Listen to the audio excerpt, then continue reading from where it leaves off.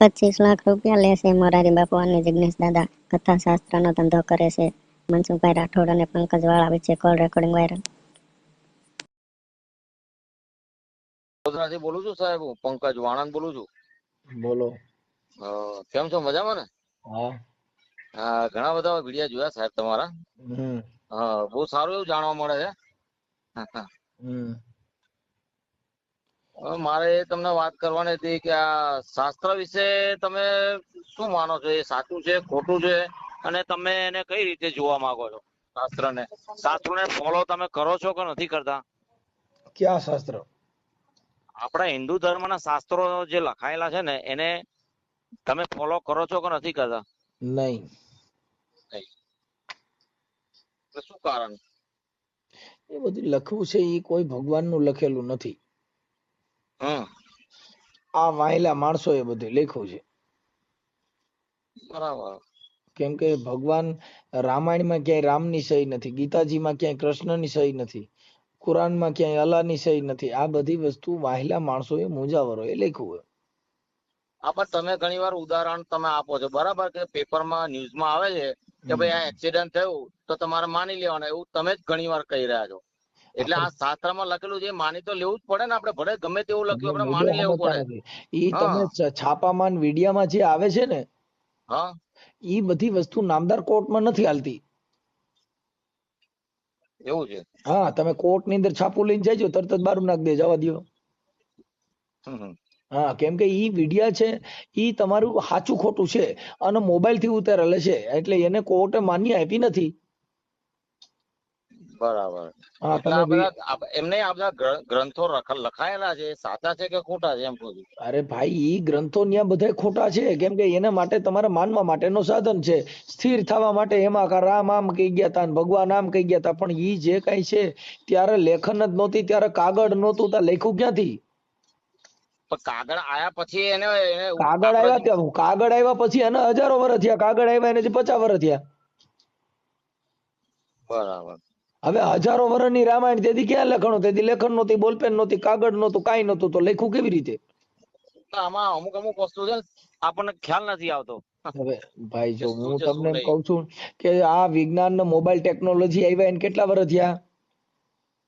એ તો આમ જોવા જઈએ ઘણો ટાઈમ થઈ ગયો. બહુ એકદમ નવું બી નથી. 50 વર્ષ ગણી લ્યો તમે. હા, એટલે સમય તો થયો 50 વર્ષનો.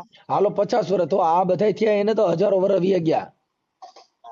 શાસ્ત્રમાં જે લખાયેલું હોય છે આજની તારીખમાં એ વસ્તુ બને છે. શાસ્ત્રની સ્થાપના મૂકું છું, કાગળનું સંશોધન કઈ સાલમાં થયું? હા, પણ આજની તારીખમાં જે લખેલું છે ને એ બધું બની રહ્યું છે ને બને છે એવું. અરે યાર, તમે છે ને ગ્રંથ ની બધી વાતો કરો, બધી આ બધી લોલમ લોલ આપણે બધું માનવાની વાતો છે સાહેબ. બરાબર. ત્યારે કોઈ હતું જ નહીં, લખ્યું કેવી રીતે? અત્યારે કોરોના દેવીના મંદિર મીંડા લખાવા, ઈ મીંડા લખાવા, પૈકે લાગવા માંડો. રામ ભગવાન હતા, કૃષ્ણ ભગવાન હતા, એ બધું ખોટું છે એવું? અરે એ રાજાના કુંવર હતા, ભગવાન ક્યાં હતા? પણ એ તો મનુષ્ય અવતાર લઈને ધરતી પર આવ્યા હતા ને. એટલે ભાઈ, મનુષ્ય અવતાર લઈને આવ્યા તો ઈ માણસ હતા, એમ કઉ છું. ભગવાન નહોતા, ભગવાન તો જગતે કીધા. બરાબર, ભગવાન તો ગમે ત્યાં જઈ શકે છે અને ગમે ત્યાં અવતાર લઈ શકે છે. તમને કઈ ખબર ન હોય, હું કામ તમે આવી લપમાં પડો? એમ કહું, ભગવાન કોઈ માના કુખેથી આવે, કોઈ દી વિયો જાય, ભગવાન કોઈ દી મરે? હા, પણ ભગવાન જન્મ લેતો જ નથી, એ તો પ્રગટ થાય તો એવા તમે કરો છો. હાલો કરી લ્યો. હાલો, રામા અવતારમાં રામ ભગવાન હતા, કૃષ્ણ અવતારમાં કૃષ્ણ ભગવાન હતા, રામાપીરના અવતારમાં રામાપીર. અટણ એ કઈ ભગવાન નથી. અટણ કયો ભગવાન આ દેશ હલાવે છે? હવે એનો જયારે સમય આવે ત્યારે કલગી અવતાર જાહેર થઈ ગયેલું છે. કલગી અવતાર લાકડા ઉભા કરો માં ભાઈ, રાખી દો, ખોટું મગજ બગડે. અને અત્યારે અમે અમારા કામમાં હોઈએ, અત્યારે આપણે આ લપમાં પડાય નહીં, બરોબર? એટલે એ જે કાંઈ છે તમારા ગ્રંથ વાંચો, મજા કરો, પૈગે લાગો. કોઈ કલગી અવતાર નું તો જગ જાહેર છે સાહેબ, કે કલગી અવતાર સમય આવે ત્યારે થાય ને. તો એ ભાઈ સમયની રાહ જો ને તમે, મારે નથી જોવી. મારે અત્યારે કોઈ નહીં હોય તો એ આખી વાત સમજતા ને. ત્યારે મારે એટલી રાહ નથી જોવી. હું તો અત્યારે મને જે ભગવાન મળી ગયો એની મારે મજા છે. અટાણે મને પરિવારમાં સારા માણસો મળી ગયા છે, સારા માણસનો સંગ મળી ગયો, પછી બીજા ભગવાનની મારે જરૂર ક્યાં છે? આ જ ભગવાન. ના, તમારી વાત તો બરાબર 100% સાચી છે. હું હવે તમે એ પતરાને પૂજવા બેહો, ઓલાને અટાણે આ શરીરને અટાણે જે શાંતિ અપાવે ઈ જ ભગવાન. બરાબર છે. આ તમારી બાયડી હોય ને તમને સંતોષ આપે ને તમને હરખી જિંદગી જીવો એટલે ભગવાન. બીજો ભગવાન માં શીખડા ઉગે. ના ના બરાબર છે એ વાત તમારી. રામ ભગવાનનો જોશ સીતાજીનો અને રામનો જોશ વિશ્વામિત્રએ જોયો તો એને જિંદગીમાં કોઈ દી સીતાજીનું સુખ કોઈ દી ન મળ્યું કાગડા. એ તો કર્મના આધારે તો ભગવાને બે કર્મ માં દુઃખ થઈ ગયા, જો ભોગવ્યું છે પાછું એવું છે. લાકડો ઉભો કર્યો તો કર્મ ના આધારે વહી ગયા. એટલે કહું છું કે એવા બધા ડીંડક ઉભા કરીને બચાવની 100 બાર્યું છે, ગમે ત્યાં છટકી જવાનું. હવે એનું શું કરવું? એમને આજે મનુષ્ય તો કર્મના આધારે જ અહીં આગળ કોઈ ધરતી પર કર્મ આવી આપણે રહ્યો છે હું ને. કહું છું, હું એકય કર્મ કરતો નથી. મારી પાસે એક બે માણા એવા છે, હું આનંદ કરું છું. તો ઈ ક્યાં કર્મ મારે કરવાના? અને હમણાં બાથરૂમ થાય એટલે હમણાં કર્મ છોડ્યા રહીને મને ભૂંડા ભાગી છૂટવા. કહું છું કે ઈ તમારી વાણી વર્તન ઉપર છે, તમારા સ્વભાવ ઉપર છે, તમારા જીવન ચરિત્ર ઉપર છે સાહેબ. એમને જે પ્રમાણેના તમે કર્મ કરો એ પ્રમાણે તમને ફળ મળે કર્મ એ તો બરમ ને સાચું કે છોડી દો, નહીં. કર્મ કાંઈ છે નહીં. તમારી વાણી વર્તન ઈ જ કર્મ, બાકી બીજું ભૂલી જવાનું. કર્મ માથે છોડીને એવા કર્મ કર્યા હતા ભગવાન ઉપર ગયા સ્વર્ગ માંથી કોઈ સમાચાર દીધો મેં આવા કર્મ કર્યા હતા મને ત્યાં મોટી સિંહાસન મળ્યું. હા. અને નરક માંથી કોઈ કીધું ઓહો બાપા હું તો ખૂટી ગયો છું ને ઘરા ડૂબ સંડાસમાં પડ્યો છું, મને હક નથી, એવું કીધું એ તો કોઈ? એકવાર જાય પછી એનો કોઈ મેસેજ જ નથી હોતો તો કઈ. પછી કેને સ્વર્ગ ગણવું, કોને નરક ગણવું? તો અત્યારે સીવીસી ઈ જ મહાન છે ને, નજરે જોઈ તો છી. હા બરાબર, નજરે જોઈએ છે સ્વર્ગ ને નર્ક છે બધું. હા, પછી ભૂતકાળ ને ભવિષ્યકાળ ને ક્યાં ગાલવાનું રહ્યું? અત્યારે હાલ વર્તમાન કાળ છે એમાં ધ્યાન રાખો ને, પછી બે ને જવા દો. બરાબર, ઉપર ગયા પછી કોઈ આવીને આપણને વાત નથી કરી કે આવું છે હા, તેવું છે એવું. કે ઓહો ન્યા તો ભાઈ મોટું મોટું સિંહાસન છે ને મોહ હાજમાં ભાઈ કાંઈ નથી, બધી લોલમ લોલ છે. આ બધાને ગઈલકા ગાલવાની વાતો છે ને અમે એમાં ક્યાંય પડવા માંગતા નથી. હા ના બરાબર સાહેબ. અત્યારે હયાતમાં જે માણસ તમને દુઃખ દે છે ને પછી સ્વર્ગની વાતો કરવી, ઈ બધી ખોટી વાત છે. બરાબર. પેટનો દીકરો મા બેન અમી ગાયરું દે છે ને સ્વર્ગની વાતો કરવી, એને શું લેવા દેવા? ના ના સાચી વાત હગા મા તમારી. બાપ ને વૃદ્ધાશ્રમમાં મૂકી આવવાનું, સ્વર્ગની વાતો કરવી, એને શું લેવા દેવા? હમ. અત્યારે તમે બરાબર. અહીંયા જ જાણી લ્યો, આ મનુષ્ય જન્મ મળ્યો છે તો અટાણે માણી લ્યો ને પછી શું છે. હમ. હા, જુવાની વહી ગયા પછી પાછી આવે? ના કઈ એક વાર જાય એટલે બચપન પતી વી ગયા ગયું. પછી પાછું આવે? સમય જતો રહે એટલે પછી પતી ગયું. તો પછી આપણે અટાણે સમયને માણી લ્યો ને, બીજી ક્યાં લપ કરવા જેવી છે? બરાબર. આપણે ઓલા જન્મનું જોતું નથી ને આ જન્મનું જોતું નથી, અટાણે જીવું છું ને એટલું દે એટલે ઘણું. જે નજર સામે દેખાય છે એને બસ માની બસ લો. મારે આટલી જ જરૂર છે, મારે આગલું પાછલું એક જોતું જ નથી. બરાબર, તો વર્તમાનમાં જીવું સરસ. બસ બસ આ અત્યારે અહીંયા તમે ને હું વાતો કરી છે, તમે કઈક એકાબીજાને જરૂર હોય ને તમે કહો મંજુભાઈ અહીંયા આવો, આપણે ખાઈ પીને આનંદ કરીને જલસો કર્યો એન્જોય કર્યો, આનાથી બીજો ભગવાન મારે એક જોતો જ નથી. હા ના બરાબર. બસ તમારા ઘરે આવીને આપણે હાસા ઘીના શીરા ખાધા ને મોજ કરી, હવે આનાથી બીજો ભગવાન કયો જોઈ? હમ. સારી હોટલમાં ગયા ને આનંદ કરી લીધો, વાત પતી ગઈ, ભગવાન મળી ગયો, હવે બીજાની જરૂર ક્યાં છે? હા બરાબર છે. હવે ત્યાંથી આવતા ને એક્સિડન્ટમાં મરી જાય જનતાને વગાડી, આપણે તો સ્વર્ગ ને મળી ગયું છે, જીવતા જાણી લીધું, પછી મેર્યા પછી હું જોઈશું? તમે જીવતા જાણી લ્યો, મોજ કરી લ્યો, બસ બીજી લપ ના પડવાનું નહીં ભાઈ. ભૂતકાળ ને ભવિષ્યકાળ ને સ્વર્ગ ને નરક ને લાભ ને શુભ ને કાળ ને ફલાણું ને એવું કાંઈ જરૂર નથી. હા, શુભ વિચારી શુભ સોગડ્યું. આ બધા ગ્રંથોની વાતો કરે છે, તો આ ગ્રંથો લખી કોણ ગયા બધા? એટલે ભાઈ ગ્રંથો બધા બ્રાહ્મણો લખ્યા છે ને એની કમાવાની દુકાન છે.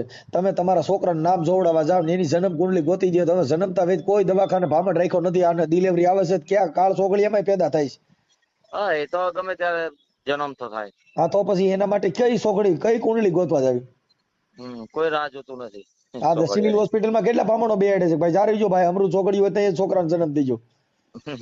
હે જન્મ ને મરણ નું કોઈ ચોઘડિયું હોય નહીં. તો પછી હવે આપણે ક્યાં ગ્રંથ માનવો? બરાબર. હા. એટલે આપણે હવે ગ્રંથમાં ને એમાં ક્યાંય ભાઈ નાડે બંધાવવું નથી. અમારે તો સ્વતંત્ર દેશ છે, સ્વતંત્ર જિંદગી છે, સ્વતંત્ર જીવું છું, બસ આ આઝાદી મને મળી, બહુ હારામાં હારી જિંદગી છે. આ શાસ્ત્રો તો બધાને શું છે કંટ્રોલ માં રાખવા માટે બાંધી દેવાના, થયા છે. નાડેથી બાંધી જ દેવાના. દશામાં વ્રત આવે તો ચાલીને બાંધી દે, હમણાં તમારે બહાર નું ખાવું નહીં એટલે ચાલો. અમારે તો બધું દશામાં વ્રત હોય તો બહાર જમવા વ્યા જાય માં હાડાવા. એટલે આ માણસ કંટ્રોલ માં રહે એના હિસાબે આ બધું ઈ ગ્રંથો મોટા કંટ્રોલમાં મોટા થયા રહેવાની છે જરૂર લાગે. નથી ભાઈ. જો જેના ઘરે જે એન્જોય નહીં કરી શકતો હોય, જે રખડી નહીં શકતો હોય, જે ખાઈ નહીં શકતો હોય, એની જેવું હરામી જિંદગી એક જ નથી. બરાબર. અત્યારે જીવતા જાણી લ્યો ને, અત્યારે આવડો બધો ટેકનોલોજી નો જમાનો છે, મોજ કરી લ્યો ને, એન્જોય કરી લ્યો ને, બીજી લપમાં ક્યાં પડો? બરાબર. દેવીના નભ સુકનના સુકનમાં પડશો, જિંદગી વહી જા. સમય વી ગયા પછી શું કામનું? બરાબર. રસ્તામાં બિલાડી આડી આવી હોય તો માણસ ઉભા રહે છે બાઇક અરે વાળા પાછો બધા. વળી જાય છે, જમવા જતો હોય ને પાછો વળી જાય. તો બિલાડી આડી પડી, બિલાડી રોટલો ખોરે દો ને, ઈ માણા નથી. હાઈવે પર નકા બિલાડા ને કૂતરા કેટલા મરી જતા હોય છે હાઈવે રોડ પર. તો એને સોગડિયું ખરાબ નહીં કે આપણે ખટાર પીલી નહીં કહો. ઈ આપણે ને એવું માનતા છે કે આપણને અપશુકન થયા છે. બરાબર. બિલાડી નહીં કોક એવું નહીં થતું હોય કે મારો દીકરો મને હારું મોટું સનાવર આડું પડ્યું મને એ સુખ જ થયા લાગે પણ એ આપણે ભાષા સમજતા નથી. બરાબર. એટલે મારા શાસ્ત્રો નું પૂછવાનું હતું. મેં કીધું આ વર્ષો પહેલા શાસ્ત્ર લખાય છે અને આપણે માનવું કે નહીં માનવું એમ. સાહેબ શાસ્ત્રો છે ને ઈ એક કમાવાની દુકાન છે. હમ. સારા માણા ઘરમાં નહીં હોય તો શાસ્ત્રો ઘર હલાવી નહીં દે. આ મહારાજ બધા કથા કરે છે એના આધારે. કથા કરે છે 25 લાખ રૂપિયા લે છે ઈ ક્યાં મફત કરે છે? હા, એ તો મફત તો કોઈ કરતા નથી કથા. જિગ્નેશ દાદાની કિંમત અત્યારે 25 લાખ રૂપિયા છે. હા છે, હમણાં આવ્યું હતું મોરારી વચમાં બાપુની પેપરમાં. કિંમત 25 લાખ રૂપિયા છે. હવે ઈવડા ઈ બધા કહે છે કે તમારે ત્યાગ કરી દેવો તો તમે પછી 25 લાખ નો ત્યાગ કરો ને. અને મોટા મોટા કથાકારો હોય અમુક વાર એમને બોલવાનું કઈ એ હોતું નથી. ગમે તે જાતિ વિશે કઈ ગમે તે બોલી નાખતા હોય છે, અરે ઈ પછી બધી માફી માંગતા હોય છે. કમાવાની દુકાનો છે ભાઈ. જેના બુદ્ધિ વગરના છે ઈ ન્યા સાંભળવા જાય. તમારામાં પોતાનું જ્ઞાન હોય તમારે ક્યાંય લેવાની જરૂર હોય? એકબીજાની મદદ કરો એ જ છે આ જિંદગીમાં, બસ બીજું કઈ છે નહીં. કાપી નાખવાની કે છે. હા, સામાજિક કાર્ય કરતા તમે તો આ બધાની સેવા કરો છો, મદદ કરો છો તો સારું છે. એ આપણે તો મદદ તો શું છે કે આ બુદ્ધિથી ને કાયદાથી મદદ કરીએ કે આપણી પાસે ક્યાં સત્તા હતી કે આપણે કોઈ મદદ કરીએ? ના ના, બરાબર. આપણને આપણી આવડત પ્રમાણે આપણે મદદ કરી શકીએ છીએ તો સારું કહેવાય બધા. જો ગ્રંથો વાંચવાથી છોકરા પેદા થતા હોય બધા લગ્ન જ ન કરે ને ગ્રંથોથી જ છોકરા પેદા થવા માંડે. ના ના, બરાબર, સાચી વાત છે. આ તો વૈજ્ઞાનિક ટેકનોલોજી થી બધું ઉત્પન્ન થતું હોય. બસ ભલે ભલે ભાઈ મળ્યા. હા, ખૂબ ખૂબ આશીર્વાદ હા મારા તમને. એ ભાઈ ખૂબ ખૂબ આશીર્વાદ કહું છું મારા તમને, સામાજિક કાર્યકર્તા તરીકે આ બધા સેવા કરો છો તે બદલ. ઓકે ભાઈ ઓકે થેન્ક યુ.